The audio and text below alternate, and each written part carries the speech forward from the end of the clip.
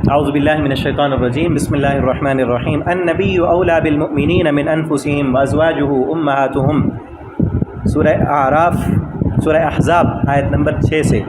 یہاں اہم ترین مسئلہ یہ بیان ہو رہا ہے، پیچھے تھا نا کہ اپنے جو منہ بولے بیٹے ہیں وہ حقیقی بیٹوں کی طرح نہیں بن سکتے، ٹھیک ہے۔ اسی طرح بیوی کو ماں کہہ دیا تو وہ بھی حقیقت میں ماں نہیں بنے گی۔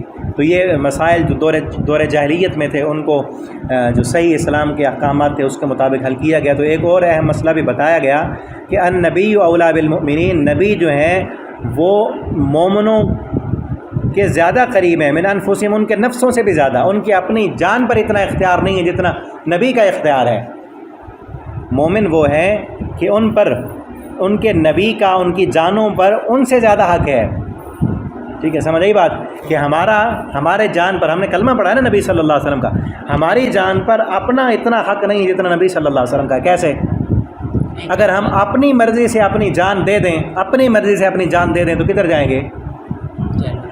آگ میں۔ اپنی مرضی سے جان دے گا، خودکشی کرے گا نا تو جہنم میں جائے گا۔ اگر پیارے پیغمبر صلی اللہ علیہ وسلم کی مرضی پر ہم جان دے دیں تو سیدھے جنت میں جائیں گے۔ یہ حق ہے زیادہ۔ اللہ کے پیغمبر صلی اللہ علیہ وسلم کی مرضی پر جان دیا نا، آپ کے اشارے کیے جہاں آپ نے، صحابہ نے وہاں خون کی ندیاں بہا دیں۔ نبی صلی اللہ علیہ وسلم کی مرضی پر جانے دی نا، کہاں گئے وہ؟ جنت میں۔ جہاں آپ نے کھڑا کیا وہاں کھڑے ہوئے، جہاں آپ نے لڑایا وہاں لڑے، جہاں آپ نے کہا خون بہانا ہے وہاں خون بہا دیا انہوں نے۔ 70 صحابہ کرام میدان احد میں شہید ہوئے، بدر میں شہید ہوئے، ٹھیک ہے نا۔ احزاب جو آگے آ رہا ہے وہاں پر انہوں نے کس طرح اپنے جانیں ہتھیلی پر رکھ کر آئے نبی صلی اللہ علیہ وسلم کے ساتھ اور پہرا دیا آپ صلی اللہ علیہ وسلم کا، ٹھیک ہے نا۔ تو نبی کا حق مومنوں پر ان کی جان سے بھی زیادہ ہے۔ من انفسہم وازواج، اگلا مسئلہ ازواج، نبی صلی اللہ علیہ وسلم کی جو بیوی ہیں، امہاتہم، ان کی مائیں ہیں، ٹھیک ہے، وہ ان کی روحانی ماں ہیں، اور یہ ماں جو ہے یہ حقیقی ماں سے بھی بڑھ کر ہے۔ یہ اس طرح نہیں ہے کہ بیوی کو ماں کہہ دیا تو منہ کی طرح ماں ہے، یا کسی اور آپ عورت کو ماں کہہ دیں۔ اب ماں کہہ دینے سے یہ تو نہیں ہوگا کہ آپ اس سے نکاح نہیں کر سکتے، ٹھیک ہے نا۔ ہو سکتا ہے کوئی بھی ایسی عورت ہے آپ کی عمر میں بڑی ہے، آپ نے اس کو ماں ویسے بولتے ہوئے ماں کہہ دیا، تو پھر کیسے کوئی ایسے مسائل بن گیا آپ کو اس سے نکاح کرنا پڑ گیا۔ یہ تو نہیں ہے کہ ماں کہا ہو تو نکاح نہیں کر سکتے، نہیں۔ یا کسی کو آپ نے بہن کہہ دیا، اب ایسے نہیں ہے کہ جس کو بہن کہا ہے تو اس کو کزن ہوتے ہیں دوسرے کو ویسے بہن ہی کہتے ہیں نا، یہ تو نہیں ہے کہ اس سے نکاح نہیں کر سکتے۔ جو آپ کی اصل بہن ہے، جو ایک ہی ماں کے پیٹ سے پیدا ہونے والے، ایک ہی باپ ہے جن کا، اس سے نکاح نہیں ہے نا۔ اسی طرح جو نبی کی بیویاں ہیں وہ اپنی حقیقی ماں سے اس معاملے میں زیادہ حق رکھتی ہیں، جس طرح پیغمبر ہماری جان پر زیادہ حق رکھتے ہیں، اس معاملے میں نبی کی بیویاں جو ہیں وہ زیادہ عزت اور عصمت کے لائق ہیں کہ ان سے تو کوئی نکاح کر ہی نہیں سکتا، ٹھیک ہے نا۔ ان سے کوئی نکاح نہیں کر سکتا، کسی نے نہیں کیا۔ بعد میں آپ صلی اللہ علیہ وسلم کی وفات کے بعد آپ کی بیویاں زندہ رہیں کیونکہ مائیں تھیں، ادب کیا ہے، احترام کیا ہے، اور ہاں پردہ کیا ہے۔ یہ نہیں ہے کہ انہوں نے پردہ نہ کیا۔ حقیقی ماں جو ہوتی ہے پیدا کرنے والی، وہ تو اس سے پردہ نہیں ہوتا۔ یہ عزت اور عظمت میں ہے، پردہ کیا ہے انہوں نے۔ امی عائشہ رضی اللہ تعالیٰ عنہ سے مسائل پوچھنے کے لیے آتے تھے پردے میں، ٹھیک ہے۔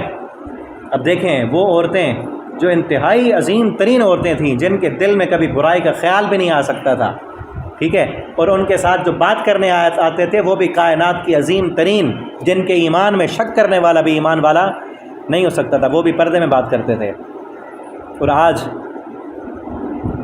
جن کے ایمان کا پتہ ہی نہیں، وہ آمنے سامنے استاد پڑھا رہے ہیں اور وہ پڑھ رہی ہیں، پھر یہی حال ہوگا نا جو ہماری یونیورسٹی میں آپ دیکھ رہے ہیں۔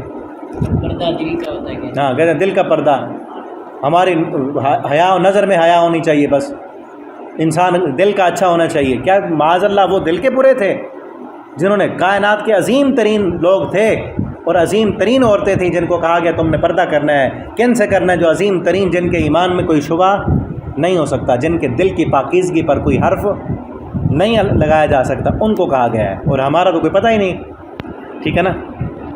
وَأُولُو الْأَرْحَامِ بَعْضُهُمْ أَوْلَىٰ بِبَعْضٍ، اور رحم کے جو رشتہ دار ہیں وہ بعض کے دوست ہیں اور رشتہ دار ہیں۔ فی کتاب اللہ، اللہ کی کتاب میں، من المؤمنین، مومنوں میں سے اور مہاجرین میں سے، الا ان تفعلوا الی اولیاءکم معروفا، مگر جو تم اپنے ولیوں کے ساتھ کوئی معروف، کوئی نیکی کا کام کرو، کان ذالک مستورا، یہ سب اللہ کی کتاب میں لکھا ہوا ہے۔ وَإِذَا أَخَذْنَا مِنَ النَّبِيِّينَ، اور جب ہم نے وعدہ لیا نبیوں سے، میثاقہم، پختہ وعدہ، ومنک، اور آپ سے بھی، ومن نوح، اور نوح علیہ السلام سے۔ اس وعدے سے مراد وہ جو پیچھے سورہ آل عمران میں ہے نا،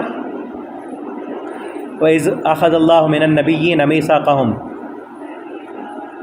جب اللہ نے پختہ وعدہ عالم ارواح میں تمام انبیاء کو أَخَذَ اللَّهُ مِيثَاقَ النَّبِيِّينَ، جب اللہ نے وعدہ لیا نبیوں سے، وہ عام وعدہ تھا تمام انسانوں سے، یہ وعدہ ہے وَإِذْ أَخَذَ اللَّهُ مِيثَاقَ النَّبِيِّينَ، سورہ آل عمران آیت نمبر 81، من النبیین میثاقہم من النبیین لما آتیتکم من کتاب وحکمہ ثم جاءکم رسول مصدق لما معکم لتؤمنن به ولتنصرنہ، کہ تم نے آخری پیغمبر اگر آ جائے تمہاری نبوتوں میں اس پر ایمان بھی لانا اور اس کی مدد بھی کرنی، وہی ہے وہ من کا آپ سے بھی، ومن نوح سے، ابراہیم سے، موسیٰ اور عیسیٰ سے، وَأَخَذْنَا مِنْهُمْ مِيثَاقًا غَلِيظًا، اور ان سے پختہ وعدہ لیا ہم نے، لِيَسْأَلَ الصَّادِقِينَ عَنْ صِدْقِهِمْ، کہ تاکہ اللہ سوال کرے سچوں سے ان کی سچائی کے بارے میں، وَأَعَدَّ لِلْكَافِرِينَ عَذَابًا أَلِيمًا، اور تیار کیا ہے کافروں کے لیے دردناک عذاب۔